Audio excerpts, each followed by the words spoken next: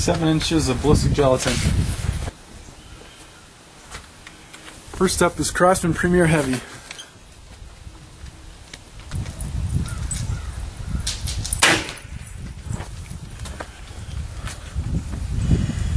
$7.75. It made it through 1, 2, 3, 4, 5, almost 6 inches. Oh, I see a wound channel. It went all the way to the end and bounced back into the wound channel. Next up is Craftsman Premier Light. I'm sorry, Craftsman Premier Hollow Point.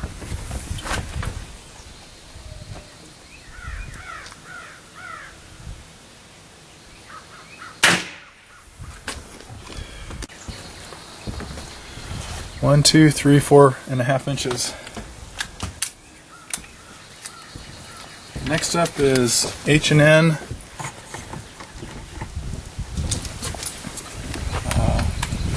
Hunting Pellet.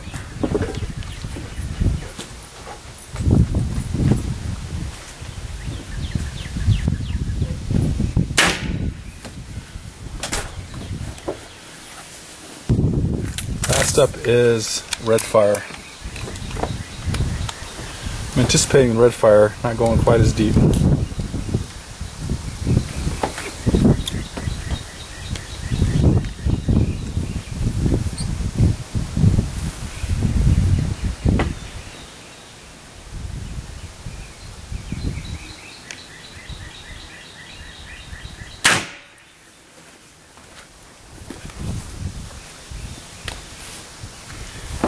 And that one went through 1, 2, 3.5 inches. These are the pellets after being fired. The pellet on the left is straight out of the box. The 2 pellets on the right were both fired into ballistic gelatin. This is Craftsman Premier Hollow Point. They both performed very well, although you can tell the upper hollow point expanded much further than the lower one, and that was reflected in the gelatin as well. The one that opened up the most only went 4.5 inches into the gelatin, where the one that opened up less went closer to 6.5 inches through the gelatin. H&N Barracudas, they perform very well as well. You can tell that even though they did expand, then again, there's the stock pellet on the left and 2 fired on the right. So you can see how the hollow points expanded. And they were very consistent, and they'd penetrate about 6.5 inches of ballistics gelatin. Craftsman Premier Heavies, no matter how long I made the block, would just go right through.